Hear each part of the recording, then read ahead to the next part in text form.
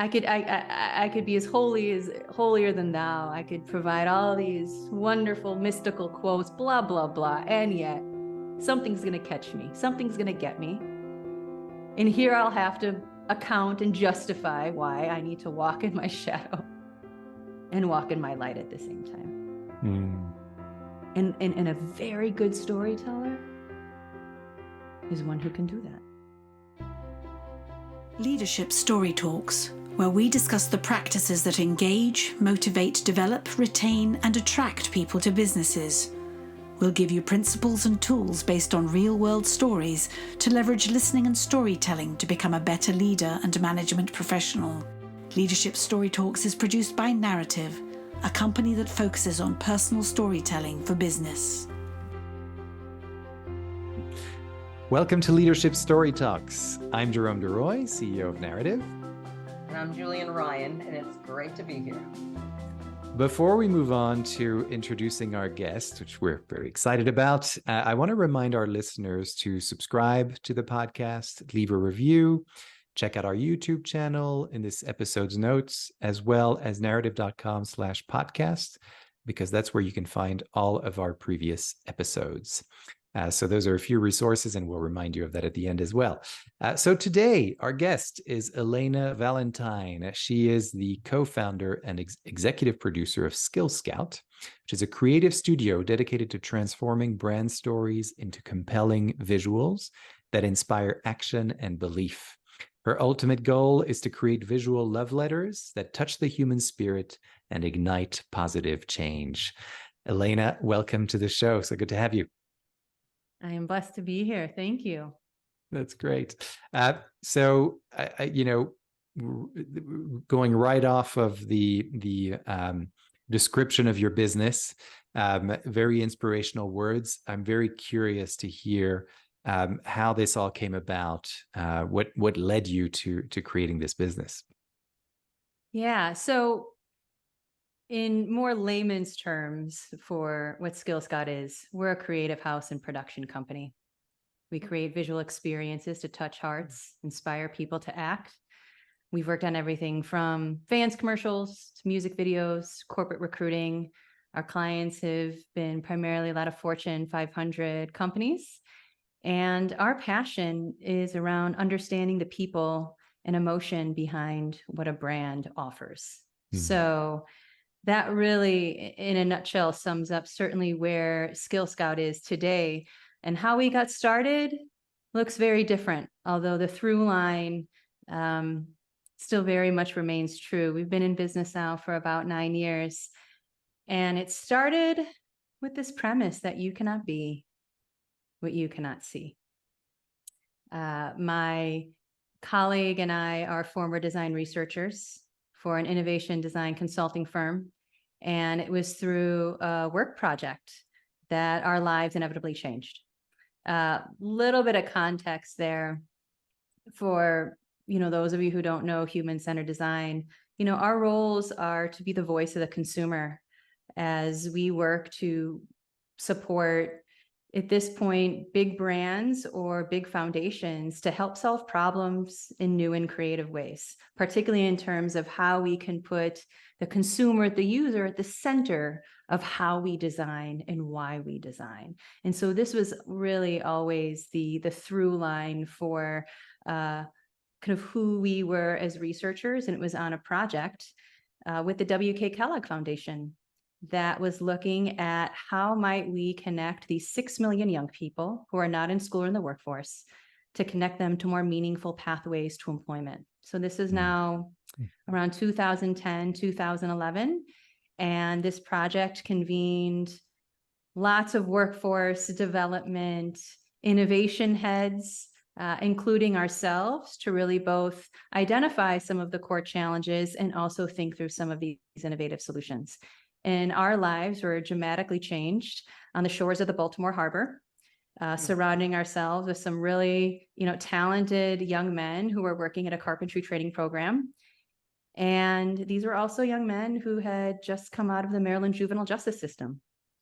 So these were young men who were very talented, very motivated, but they came from non-traditional backgrounds. They certainly didn't look good on resumes. Many of them had never left their neighborhoods. They lacked access and exposure to jobs. And this is where we saw you cannot be what you cannot see. And despite the fact that I knew that our workplaces were filled with opportunity, our hiring processes were not. And so that was the big question for us was, how do we start to think thoughtfully and build solutions for young people at that time to not just learn about the world of work, but thrive in it. And a couple of key learnings. One was job descriptions don't show what a job is like. And for many young people who, didn't have that exposure, they were flailing, kind of going into these roles, expecting one thing, and then it became another. And so we knew pretty quickly that there was something about the power of video and the power of storytelling just to get young people excited about the world of work. A couple of trends that were in our favor at the time was media is a literacy of the 21st century. And if we're going to YouTube to learn how to braid our hair and get tours of the White House, we're going to YouTube to learn about jobs. And that was a really big aha moment at that time. And that's what we just started to do. We just started to film jobs, and young people started to put their phones down. And from there, what inevitably we saw that this wasn't just a solution to support young people, all candidates. I can imagine even asking the both of you how you would get exposed to that kind of your careers, that everyone was struggling to understand if these roles and companies would be for them, but also companies were equally struggling to find, hire, and retain talent in this new YouTube generation. And they were equally challenged to understand how they would use video and content to differentiate themselves and their story. So, 9 years in, we have failed forward. There were several iterations, of Skillscout that I'd like to say, but what has rung true for us was still this idea that stories have the power to change worlds, certainly within the world of work. And that's what we've done for the past 9 years. We really found this niche to bring jobs to life, cultures to life, inevitably to tell the ethos of brands and do it in a way that can get people to feel something while they do it and make meaningful employee connections. Wonderful. And you described the youth so beautifully, and it's always been a challenge at work to bring certain jobs, bring the mundane as well as the possibility forward and make it interesting. So, and connecting the dots when you don't have had that background of somebody mentoring you and guiding you through it. So I think that's terrific. So I'm curious to hear more basically at this point to see what else shaped you and some lessons learned. Choose a time. There have been several. I'll share a couple of key moments that have really driven the business forward. One is we didn't intend to be a production company when we started. We were a workforce tech platform. And it became very clear about 2 years in that what we were going to have to build required not just a high level of investment, but quite frankly, strengths and skills that my colleague and I not just didn't necessarily have, but there was something else calling to us. We weren't technologists, we were storytellers, and that's what we were getting paid for. We, proudly built this business on the shoulders of small to mid-sized manufacturers. So kind of key learnings from there, especially kind of coming out of our first chapter of becoming a workforce tech platform, was that here's an industry of manufacturing that wasn't just suffering from a skills gap, but was suffering from a perceptions gap. And here was where the power of video and storytelling could really help to lure and to drive more excitement and innovation to that industry. So that was certainly one kind of core chapter and learning. Most certainly, I will say in all of my 9 years, I still look to the manufacturers that helped build me as leaders I will always continue to admire.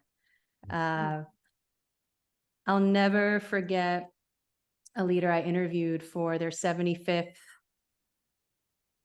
anniversary, manufacturing anniversary. You know, talking about ways he sacrificed and willingly during the recession to make sure that he didn't have to let anyone go, and ensure that his business could survive. And I knew then, looking into his eyes and interviewing him, that there was just a level of grit, perseverance, and faith one needed, not just to run a thriving business, but run a good one. Mhm. And run one where you could look your employees in the eye and know that you were working on this together. And I think about that as I reflect on my own leadership moments throughout the years, COVID being one of them, where overnight we lost 50% of our business. And there's just this level of just both insurmountable courage and resilience after, you know, I cry in my pantry, that my prayer is I didn't have to let anyone go or reduce salaries, and that Skillscout would still be standing. There is a quote, and I wish I knew which general said it years ago. Is like, courage is doing something you're scared of and doing it despite it. You know, so it's no, you don't come fully actualized with courage. It's getting through and how you handle it. So that's a great story. And it's interesting good coming from example. someone, who I know speaks French. You know, the root of entrepreneur is to undertake. And there are studies done of, you know, a swath of entrepreneurs. And I'll never forget seeing the data and seeing how many of us have had a moment of some major suffering or tragedy that we had to undertake, typically prior to starting a business. And it having to have been so low that even anything that could happen in our business just doesn't compare. Mhm. And all of them have attributed that moment to their ability to persevere in core moments of their business. Yeah. I think that's, you know, what's very inspiring to me about what you were just expressing in terms of the, you know, what you went through with COVID, and then the leader that you were talking about as an example, you know, when you interviewed him, and it feels to me like, you know, now there's these rare moments probably in history, right, where each individual in the entire world has a COVID story, because there's not a single soul that wasn't affected by it in some way. And relating that to what you were talking about earlier, which is the power of video combined with the power of storytelling, creates your business specifically around, you know, describing what people do on a day-to-day basis in a way that, to me, what I'm hearing your business does is kind of allowing me as a job seeker to see what kind of shoes I could be in if I go into this role. And the added bonus is that I also get to see in what kind of culture and what's the vision of this organization. You showed us and we'll share this in the notes, but a 90-second clip of one individual, you know, working in a specific company. And you get so much out of those 90 seconds about that person, about the role, but also about the entire culture and vision of that organization. And I guess my question to you is, at what point did you sort of intentionally go in maybe you've done this since the beginning, but what is it that motivates you when you go into a business, a client of yours, and they say, all right, we want to show what these jobs are really like. Take the thing that's not in the job description and that's going to inspire others to want to work for us. What's your mindset when you go into that? What are you looking for? At the end of the day, we're in the business of winning hearts. And jobs change lives. And we, are helping people picture themselves in those jobs and wanting to create content specifically that is helping these job seekers with a very high purchase consideration. Inevitably, what someone is making when it comes to the choice of a job is they're not just able to think about themselves. Many of them have to think about their families, about the visions they have for their lifestyles, about getting out of, generational poverty to build generational wealth. I mean, a job, and considering a new job is probably one of the most emotional, important considerations that we can ever have. And that has never been lost on me, ever. And that even goes back to my days as a union organizer at 22 years old. Driving around Chicago and recognizing what work meant to one's identity and livelihood. There is nothing like having conversations with workers who are scared and yet recognize the need to make changes for themselves and for their families. So part of it is a mindset and a heart set, valuing that every job has dignity, every job. And I come in there with a level of reverence, curiosity, and respect to that. I've also come into this knowing that, look, we're hired by big brands. They've got lots of big goals and metrics for what this content's supposed to be for. And I get that, right? Well, we develop our content strategy and our concepts to adhere to that. But some of the most important and pivotal moments of a production is making that person who's the representative, that worker, to make them feel seen and heard and validated and celebrated. And I take that very seriously in the same way that Mr. Rogers did for him. This is holy ground. This is holy ground, what we're creating right now.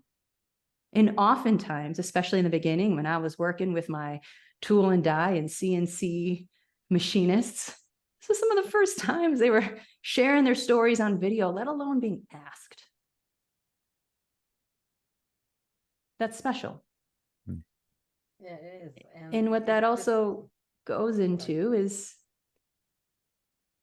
the power to own our stories. And what I've gotten to see over and over again, and will continue to be the biggest blessing of my life, is getting to bear witness as I see people own their stories through work, and how sacred and how special that is. Thank you. I can see you really have your heart in it, and it resonates with me, because so much of recruiting or coaching is asking questions and exploring, and you hit a nerve when you said about the person who on the floor never gets asked about, tell me about your job and what you do, and the pride or the little things that go into making a car or any kind of machinery, that backstory about how did it come to be, the process. So I think it's great. I love the video because you made me think of a flashback from a long distant HR memory where I was with one company and they were doing Take Your Kids to Work Day. And I think they are the best beta sites for figuring out, like, how do you explain some company jobs that are totally not tangible. A kid understands a bus driver, and but a gardener. But when you put somebody in an office, sometimes they had hilarious results of trying to connect the story. So I thought they were great test sites of how do we explain ourselves. So how do you find the people when you have this concept? Because do you go on your own personal hunt to say, here, I want to find these individuals, or is it a partnership with a company so you know that you found the right person with the right voice at the right time? Just curious, because that's a very interesting casting call to do It- in corporations. Absolutely. And it's the latter, right? We are working in partnership with our clients to find those right people. And oftentimes these clients are coming to us already with these stories, right? And typically then it's up to us to ideate on how we bring these great stories to life through, innovative and emotional, visual concepts that will create a level of real relatability and inspiration for others. So very much typically a partnership, especially because this is, again, coming from the space of work. I will say, though, as we move forward into kind of other worlds, that we would find ourselves recruiting on our own for who these best representatives might be. Hmm. It's interesting because we're talking about storytelling at the core of it, and the power of that. And we have two different modalities, right? Your modality or medium is film, and for us, we go into companies and we train people to tell those stories, right? But the thing that I heard in your previous response was this idea of giving somebody a voice, and that's what you built on, Jules, as well. There are some people who never get asked to tell their story, and what happens when just by asking them, and then maybe they'll actually share it. But just the ask of, hey, I'm interested in your story, I'm interested in your voice. What do you have to say? I know that that's something that I've seen, firsthand for myself, just the power of that. And I wonder what your reflection is, or insights are around the power of what you even mentioned earlier, of the owning of a story. What do you think is so powerful about that? It's healing. We are nothing but our narratives interweaved. And that includes both our woundedness and also our magic. And so much have grown up with our own limited beliefs. Some of us wear our ancestral trauma. Some of us have come from extremely rough and tragic circumstances. And what stories allow us to do is give voice to that, and also the power to reframe it as well. I, very much live by this quote by Patty Deek: the shortest distance between two people is a story. And sometimes what it takes, and I'm sure, Julienne and Jerome, you do this, is people who are coming into organizations, is that sometimes what it takes for someone to own their story is to see other people owning theirs. Yes. And that, to me, is where I recognize that, look, like, I'm two things. I'm a business owner and I'm a storyteller. Storyteller for myself first.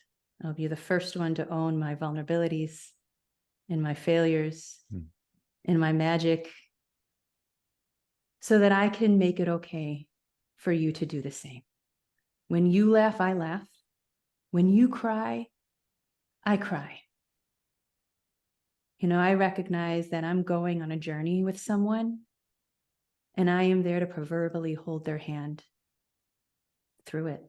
It's dovetailed to a conversation I had this morning with a colleague that we're presenting to a group and we're going to be talking about imposter syndrome.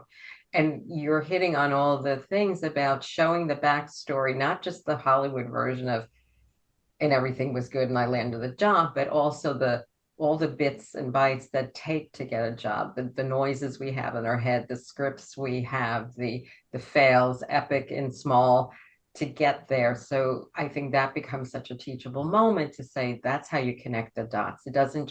It's never one thing that gets you there. It's a series of things, even though, some are good and some are a little challenging. So that's a lesson. And I think that's what, when we saw your 90-second clip, I was like, such an emotional reaction in those few seconds. And like, oh my goodness, you said a lot in those few seconds about that individual and what that job meant to him, and probably to his family, his community. They're showing what's possible. Yeah. Yeah, and it's very I guess what I'm reminded here of is that idea of ownership, and also the idea that, if that story begets story. So what you just said, Elena, about I'm a storyteller, so I'm willing to tell my story and open up to a stranger, essentially, or someone I don't know that well. And then, the intention is that let's let that story land and then see what comes back. And I would add, I think for all of us here, that what's at the root of that is listening. Really, you're showing up as a listener, and once you do that, it relieves a little bit of that pressure of I have to be on in order to tell a story. So I think for me that those are the two elements, right? It's like you see others telling their story, owning their story. That's very inspiring. I want to do the same thing.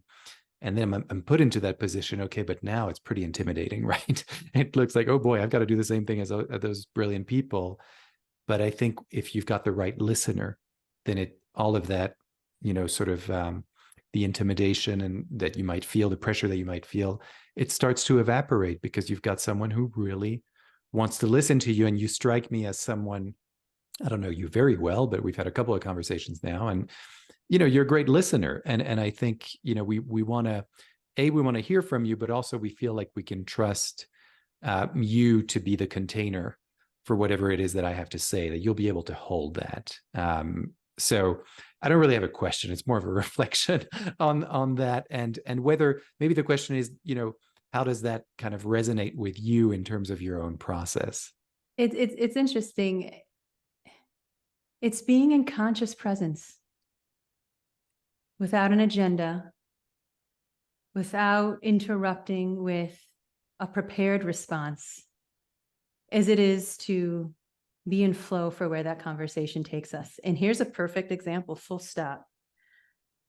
I was, trying to prepare for this podcast, say all the right things that I would want to say about our company, especially because we've, had quite a transformation even in these past 2 years.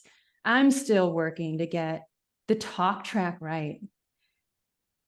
And then at some point, after holding my heart rock and being in space, recognizing that this is exactly what it has to be. And that if there's going to be anything that I can do is to completely show up, knowing that there's going to be some things that I'm going to say that'll land with a new Skillscout talk track, and others that are going to come up because the conversation in the moment calls itself to do so. And that doesn't happen all the time. And yet I recognize when I'm in a community of storytellers who see the power of what story can do for the world of business and for our lives, that I can be nothing but unscripted and unrehearsed for some of this stuff. Mm-hmm. And,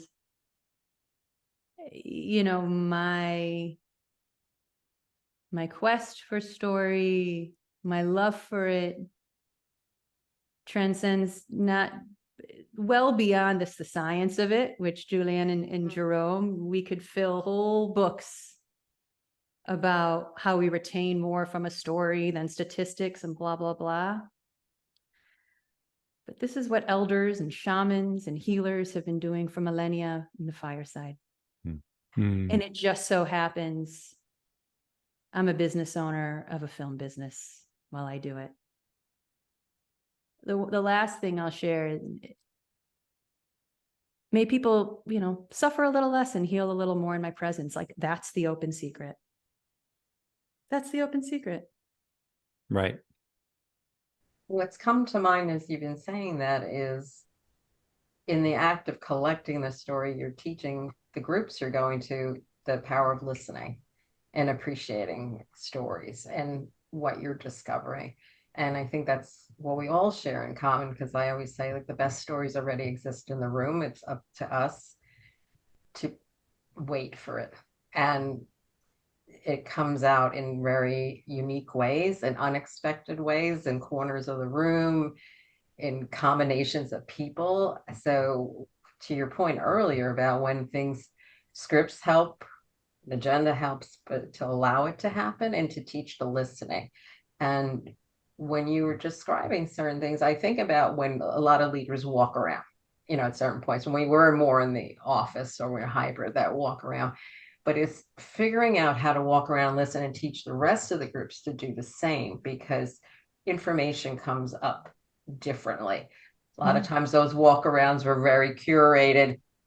It was just a Yeah. wave and the good morning, which is nice. It's nothing to say that, but how to really pull information out of your people so they feel confident to share. And it may not always go 4 levels up, is to pull that information from that person working the line who says, hey, all those college people, they should know what they're doing, and they don't always share their best ideas. Or to the person who's new with the organization or has been there a while, how do you get them to share and listen and be ready to get their feedback? A lot of times, some things you want to hear and some things you don't want to hear, but I think it's the act of listening and paying attention. One of the key lessons of what you just shared in the last few minutes. This is hard, man. Like, talk about leadership story talk, right? Like, heavy is the head who wears the crown. Right? That's why not everyone are leaders or entrepreneurs. And I've tried so many 18 ways to sideways to improve my leadership ability and skills. And there's all kind of books to, get you to become the best leader. And at the end of the day, what calls to me is when Gandhi said, "My life is my message." This kind of example comes from the top, period. You can't coerce someone to be authentic and to bring a level of trusting space to do so. Like, the power of a vulnerable leader. And I used to be ashamed by that, but I feel like the power of a vulnerable leader is one where they make it okay for you to be vulnerable too. And all I can do truly is just live that for others. And I think this also gets back to what I really see as the biggest impact that I can make is I believe small business can change the world. We're more flexible and amenable than government and religious institutions. And if we have any chance of entering the next era of humanity that Jerome's daughter can be proud of, it's because we're raising the next generation of business leaders to do good business. And I want to be on the right side of that. And I formed a company that in the beginning was very blatantly impact, right? We were working with youth. And as we progressed and we were kind of working more in the world of production and storytelling and working on behalf of other companies to tell their stories, what I realized very early on was that as a business owner, I'm an employer. And just like Mother Teresa says, if you want to change the world, you go home and love your family. And if I want to change the world, and if I want to make the biggest impact, it's because the culture that I can affect to make my staff, my creatives feel safe, feel celebrated themselves, to do their best work. Because if we can do that, we get the business. But it was also turning this on ourselves. Like, so when we talk about, what are the experiments that we can try as storytellers, et cetera, I have to go first. If I am a company that is working on behalf of other companies to tell their stories, may I go first?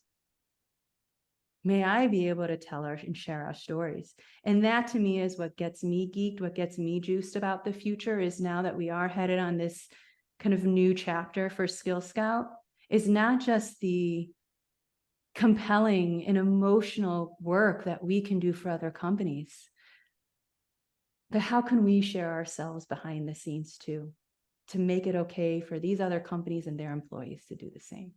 That business can be different, starting with my own. Yeah, I appreciate this you know, the way you just brought it back to leadership and your own style of leadership and what matters to you, and essentially this is leading by example, right? What matters to me, I trust that it's going to matter to others as well, because I'm part of a community that cares about certain things, right? And I think that's that's a big part of our path and our journey as well. I think that we have in common. You know, it's like, what is it in ourselves that drives us, and trusting that that thing is going to resonate with others. And you know, you also use the medium of storytelling to convey that, so it makes it very effective.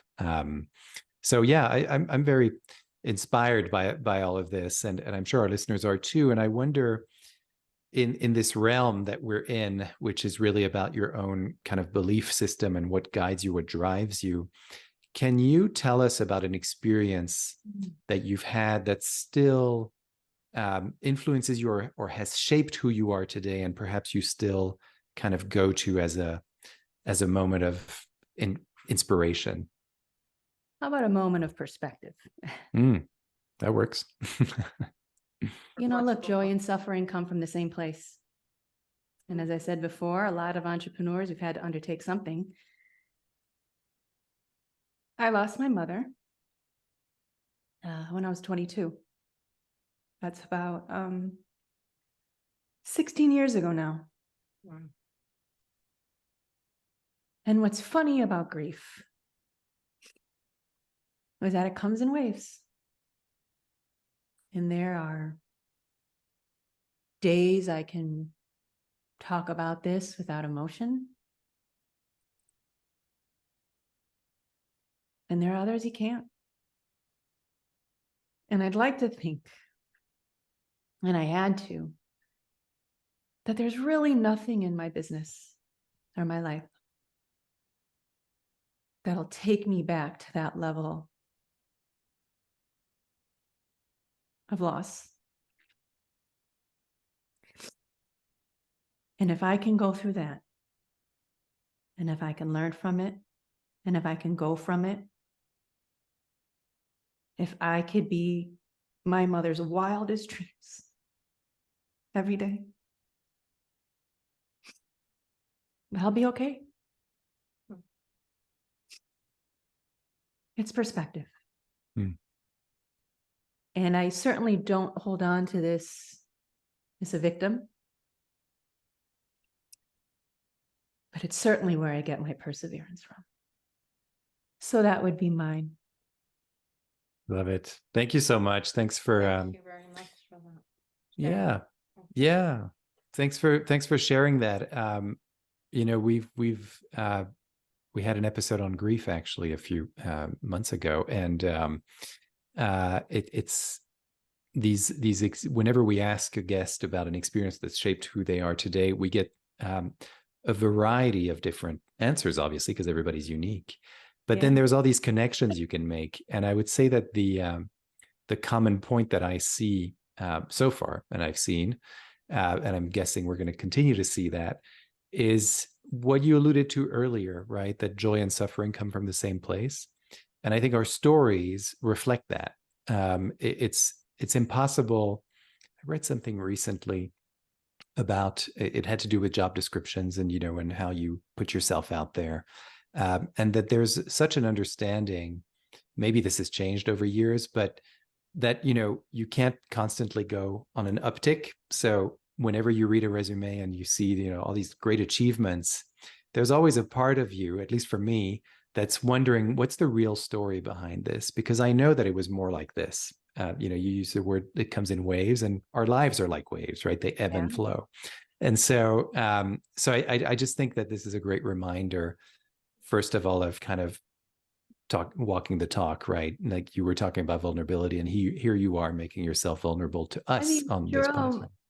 Any good storyteller, any good shaman, any good healer knows we got to walk with our shadow just as much as we have to walk in our light.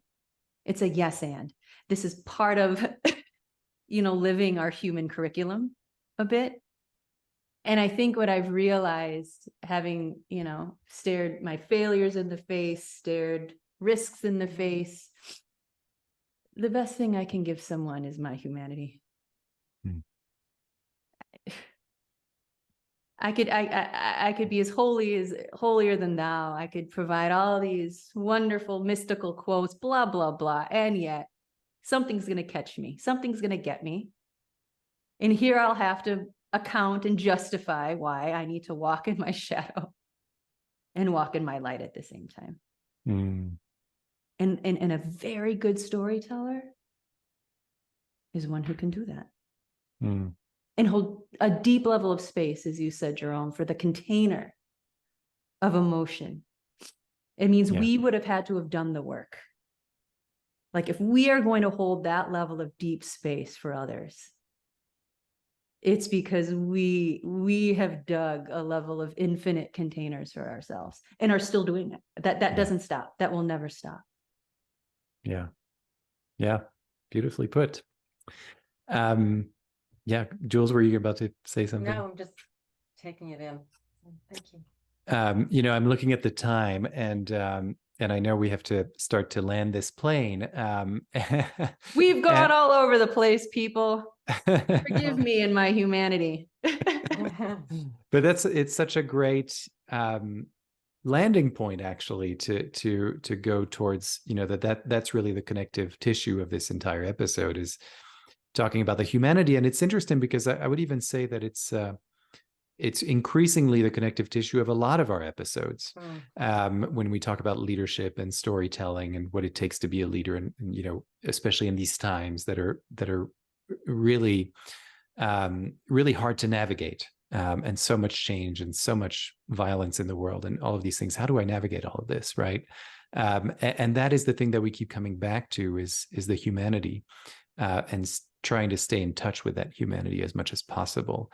And I really love what you said and I would encourage really our listeners to take this to heart, this idea that, you know, you're your own, you've got this well within yourself, and, you know, it's infinite, as you said. And so dig into it, go get that, go try to get that water as much as possible. I'll continue on the well analogy as long as I can. But I wonder, Elena, if there's anything that, you know, you would want to leave our listeners with, in terms of, well, maybe it's advice, maybe it's a resource, up to you. What are you thinking? I live by a few quotes in my life that come up for me every day. And the one that's coming up for me in this moment is a quote by the great Filipino revolutionary Jose Rizal, who says, "He who does not know where he comes from does not know where he's going." It's getting in touch with our origin story and not being ashamed by it, recognizing that it's a yes and when we can own our origin story, we can own our future. And I'd like to think that the stories that we tell, even on behalf of our clients, are helping them remember their why, their reason for being, and why they exist today. So that would be, you know, for me, not just advice, but, you know, something that I every day try to live by is, may I remember always where I've come from. May I always be informed how I move forward because of it. And it'll come up if we don't own it. Yeah. Beautiful. Wonderful, wonderful advice and words to live by. And I want to remind people about how, you know, they can learn more about your work, Elena, and definitely go to skillscout.com, skillscout.com. We can find Elena on LinkedIn, as well as Skillscout, Elena Valentine 1 on LinkedIn. And then the company has its own page, Skillscout, exactly as I spelled it before, Skillscout, and on Instagram as well, skillscout.studio. So these are all the ways that you can get in touch with Elena. And if you've been inspired by this session, we talked a lot about storytelling and how we find stories, how we craft them, and the power of sharing those stories and owning your voice. That is, if you want to learn more about that with me and Julienne, you can certainly do that, and go to our website, narrative.com, NARATIV.com. That is also where you will find a treasure trove of resources, including these podcast episodes, narrative.com/podcast. So if your organization is interested in doing this kind of work, please reach out. We are always ready to listen, right, Julienne? Yes, we are. Stories matter and they make a difference. So thank you. Absolutely. Well, thanks so much. Thanks, Elena, for being our guest today. Really wonderful conversation. So appreciative and grateful for it. We're recording this 2 days before Thanksgiving here in the US. So I'm feeling very, very grateful for this and having this this practice that we do with this podcast. And thanks, very grateful to you, Jules, as well, for being my wonderful co-host. It's a pleasure, and it's such a great habit we've gotten into doing this. So thanks. Yeah, for sure. Well, thanks everyone for listening, and we will see you next time. For more information on the narrative listening and storytelling method and how it can help your business, go to narrative.com.